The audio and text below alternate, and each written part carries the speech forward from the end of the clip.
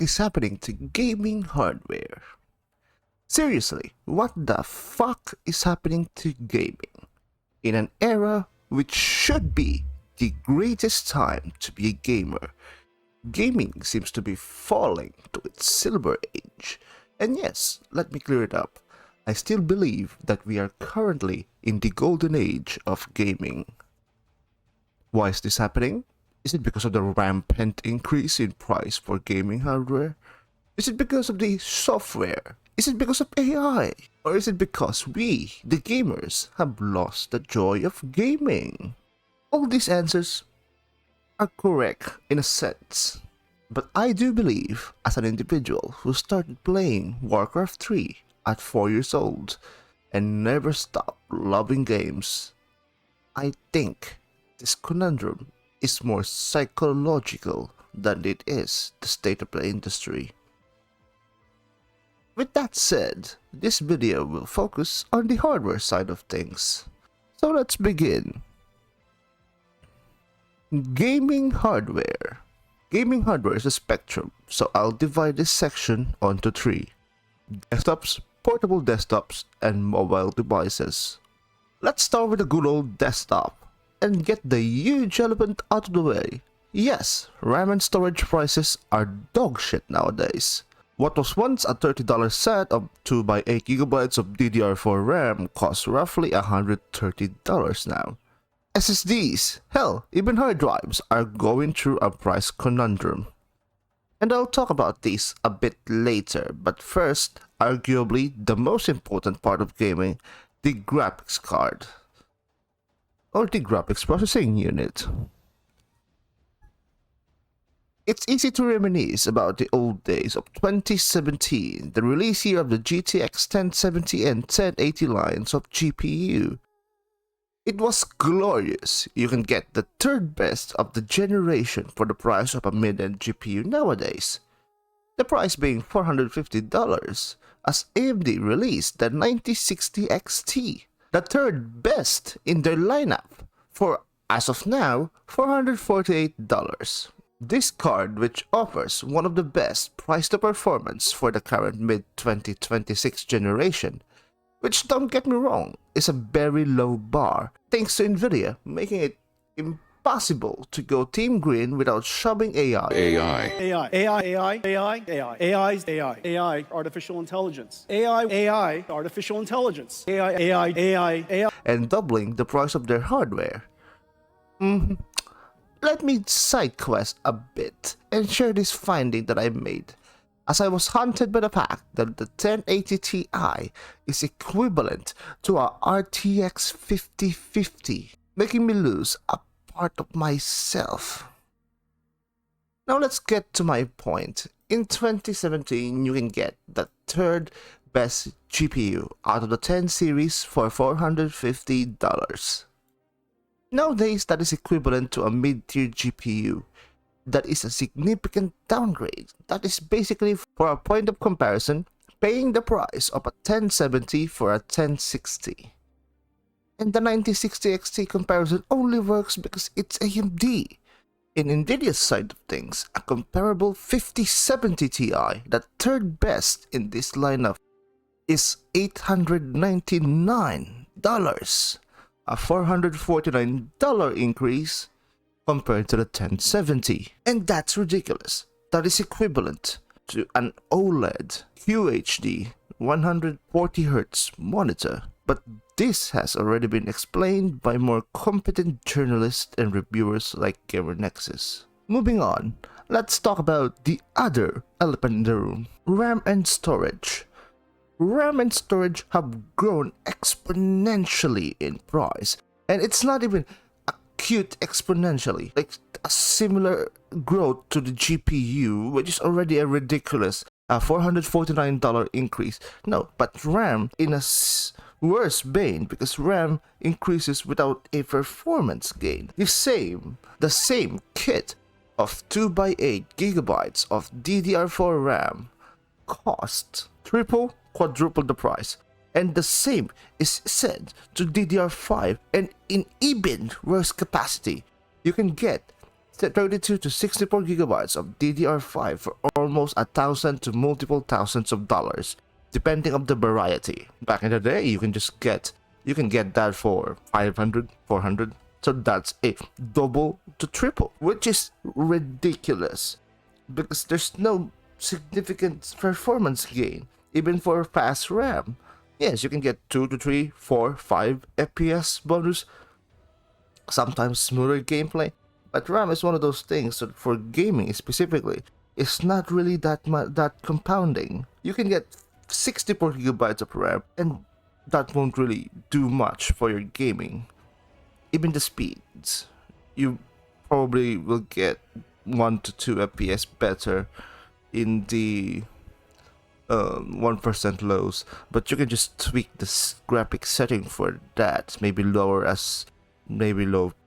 a post-processing setting by 1 slider, and you could get the same performance as buying basically an armored leg for RAM. The same is said with storage, because storage technology, good. It's improving, good for them. But the problem is, as similar to RAM, it's not really that important for gaming. You can get a Gen 2 or Gen 3 SSD, that's pretty much good.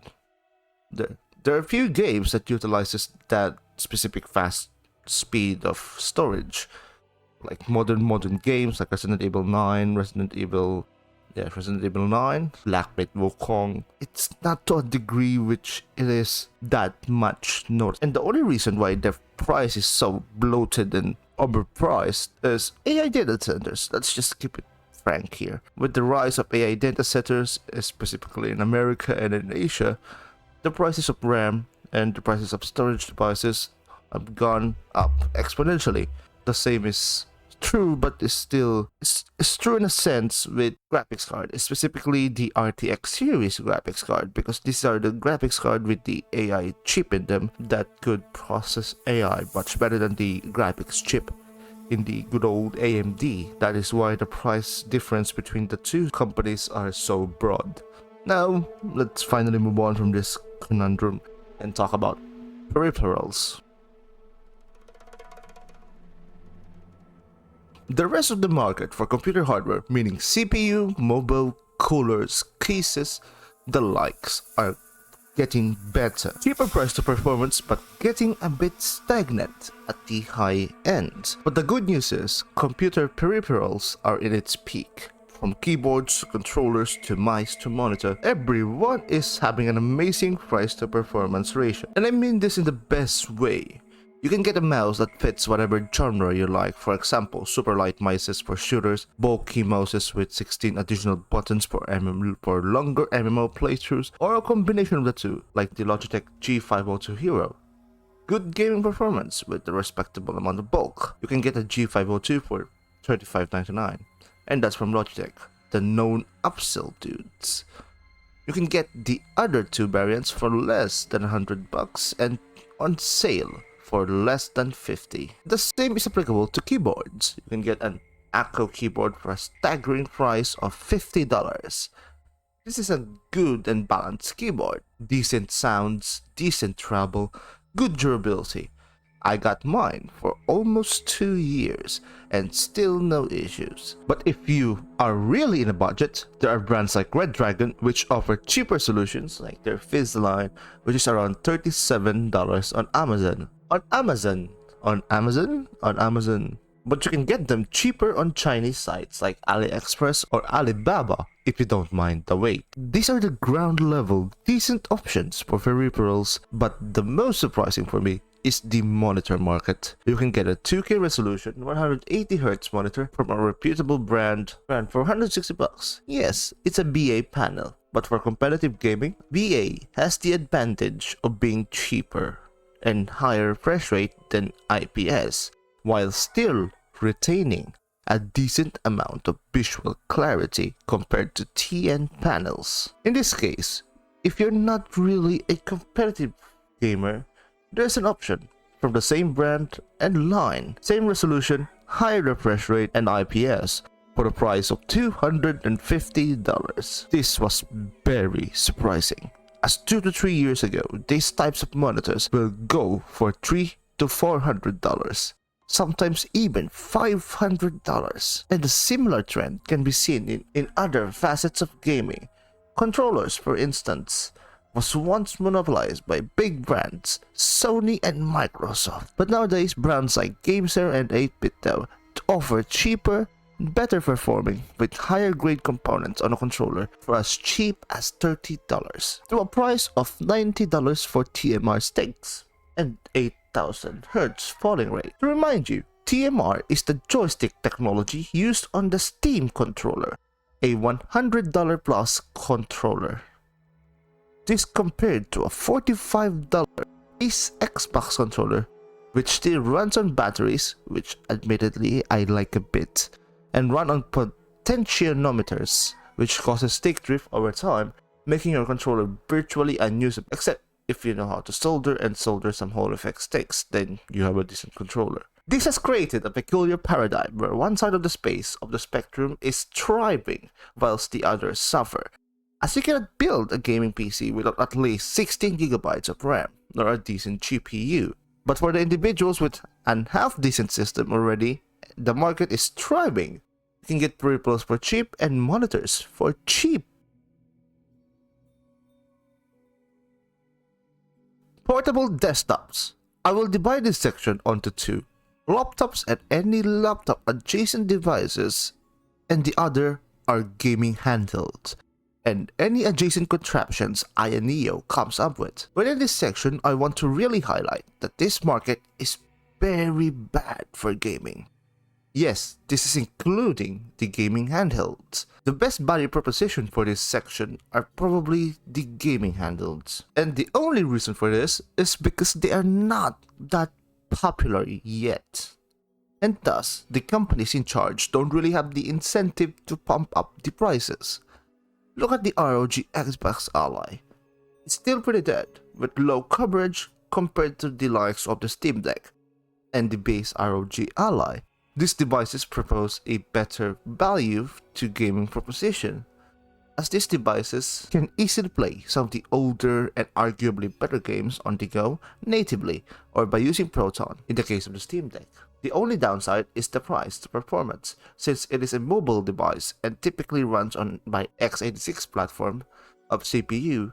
Gaming handhelds tend to be expensive comparatively to their performance. Let's look at the Steam Deck, and holy shit, is that the price? Let me check the Asian market. Okay, that is better. That's close to SRP, but I don't think this pricing will last that long, as the Asian market takes at least a 2-week delay, sometimes a month, depending on the desirability of the products. And in the case of Steam Deck, I think it will take a month or more. Now, to move on to the most important part of a gaming device, gaming. And all gaming handhelds have APUs, meaning that the performance ranges from bearable to alright. The Steam Deck, for example, it can run The Witcher 3 and Cyberpunk, two very demanding titles. I mean, look at the refresh rate. And now let's look at the Steam Deck. This will be sourced from Gamers Nexus, while giving them full credit in the description, as I do not own a Steam Deck, but an ROG Ally I have played with for quite some time.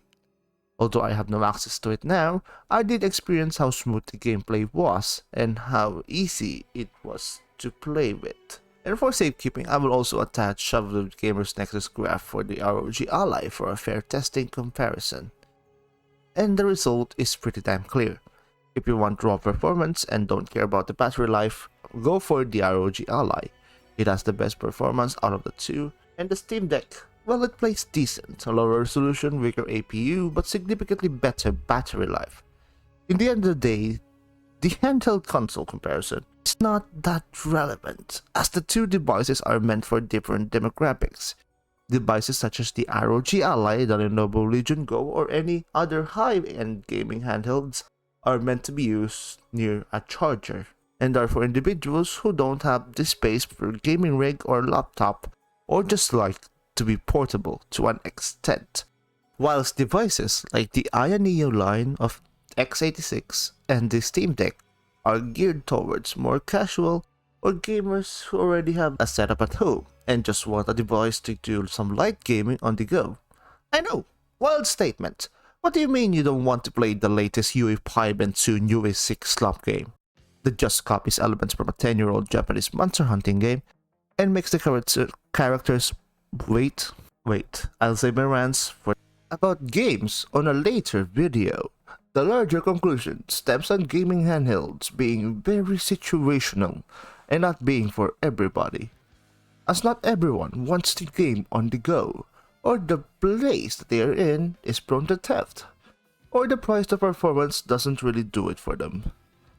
So I judge the gaming handheld as a handheld good premise but still lackluster in execution. A similar thing can be said about laptops. How do I even begin? If your sole function is to game, don't buy a brand new laptop, as laptops brand new are dog shit in price to performance. I mean, look at this HP Victus laptop. Trusted brand, quote unquote. A decent CPU and a 5050 for a whopping $500. That's a whole ass brand new rig with a 9060 XT. Granted, the laptop has a keyboard you don't want to use for gaming, a trackpad you will replace with a mouse, and a screen which is basically a TN panel with 144Hz, a feat that can be bought for as cheap as $70, and that's for 24 inches, and a BA panel with hardware that literally cooks itself when under heavy loads, and with a GPU like this, that heavy load being vanilla Minecraft or Valorant, the lowest effort games to run. But I hear you say, didn't you have a rant earlier saying that the 5050 is equal to a 1080 Ti? First of all, don't remind me. And second of all, laptop versions of computer hardware have reduced performance as compared to the typical desktop where all the components are separated with their own PCBs. A laptop, especially modern ones, will have it all soldered for performance. Ironically, this means that they have to reduce the performance of these components to prevent them from burning themselves, as laptops in general don't get the same cooling setup as a desktop. Come on, compare these coolers. Look, the GPU ones are so massive, it's almost 3-slotted. With this in mind, it's not comparable to pit a laptop GPU towards its desktop counterparts. So why laptops? Well, they're very cheap in the second-hand markets.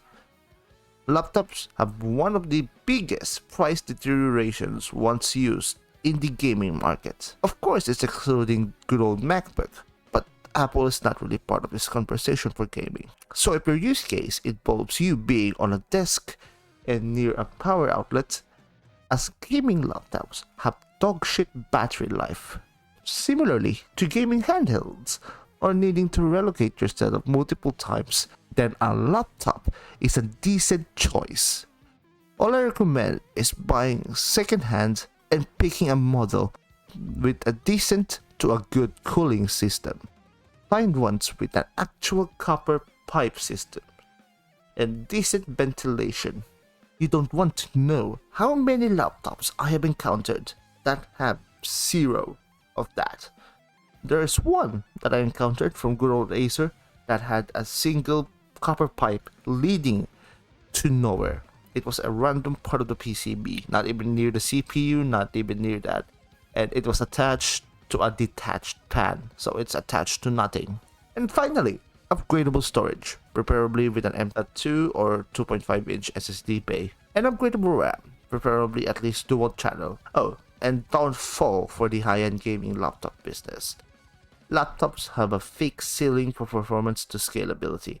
A laptop that boasts a mobile 5080 or 5090 alongside a high-end CPU is typically an expense that is not worth it, not even for the price alone, for the risk you will be taking on the hardware inside imploding, and for the performance you will actually get on a throttling 5080 and a throttling CPU. Mobile devices, the dark horse of this lineup. The fact that I consider this will probably make a subsection of the PC master race foam them out and curse me with eternal virginity. Well, in any case, mobile devices are the ones that inspired me to make this video, as I found out a nasty truth. Gaming phones are pretty fucking powerful. For devices that have zero active cooling and relies on a small amount of passive cooling to cool their APUs, it's amazing to see the performance it can produce.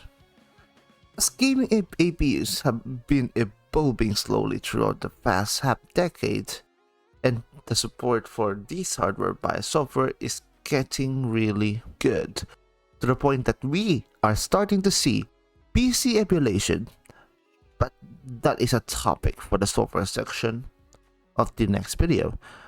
In the hardware side of things, let me put it in perspective. This is footage from a Snapdragon 8 Gen 2 mobile device.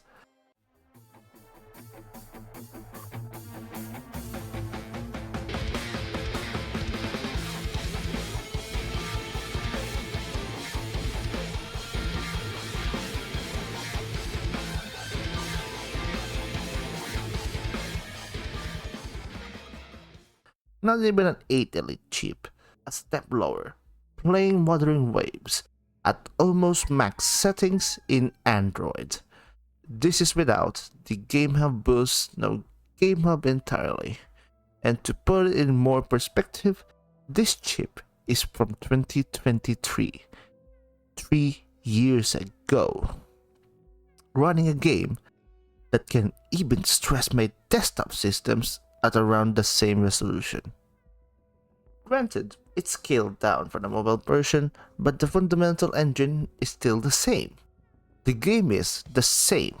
The only con about playing these devices are the cooling. As I stated earlier, these phones don't cool enough. So to counteract that, you get a cooling fan for less than $25. You can get an average one. Or if you want to spend some money, for around $60, get a controller with an integrated cooling fan. Makes playing emulated games and most games so much more convenient. And for the price of one of these devices, you can get a lot of price to performance. This is a bit of the high end, but the Poco F8 Pro is $600, half the price of a top-of-the-line iPhone, but has a better APU, more RAM, and cheaper storage options. Which is not saying much, since phone storage have always been a pricey mess. In the lower end, if you're in Asia or comfortable using Asian shopping sites, you can find a Poco F7 for $400. It comes with a Snapdragon 8 Gen 4, comparable or even better than the iPhone APU, for significantly less.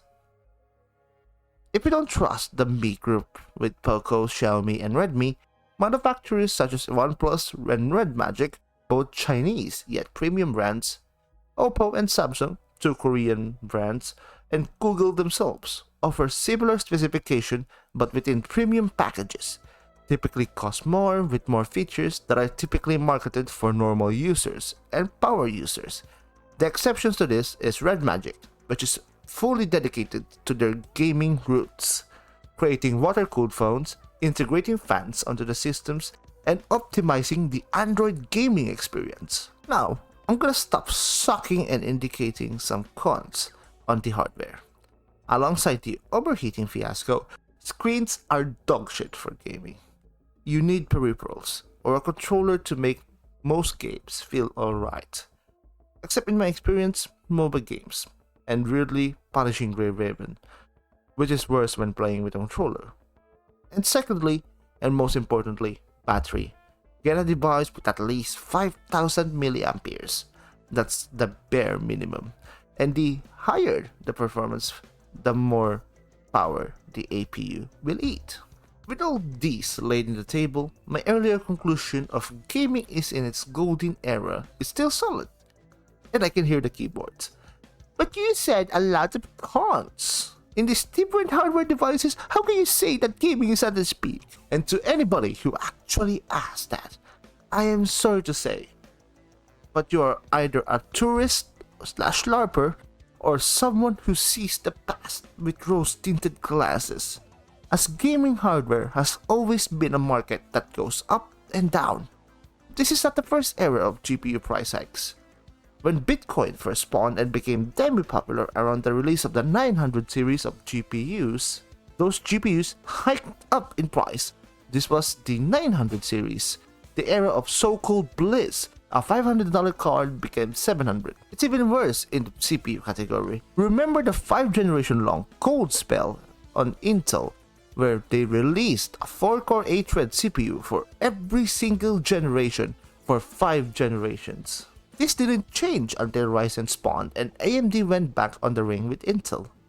Hell, peripherals were dog shit back then. You had every year 1 or 2 good mice and keyboards that comes out, and it's typically Logitech. The cherry switches on the keyboards, the blues, the reds, the browns.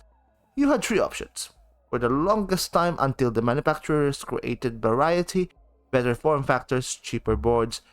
Back then, a cherry blue keyboard at the least was $100. Now you can grab one for $25, and it's with modern switches. Don't even get me started on monitors. How many years of the same 1080p display with a slightly higher response time and refresh rate until QHD and IPS monitors with high refresh rates became reasonably priced. A QHD monitor 5 years ago was around $400. You'll be lucky if it's IPS. Don't get me started on OLED. You can grab a QHD display for $150 and an OLED for around $400 to $500. If you say that these prices to a tech enthusiast back then, they would lose their marbles.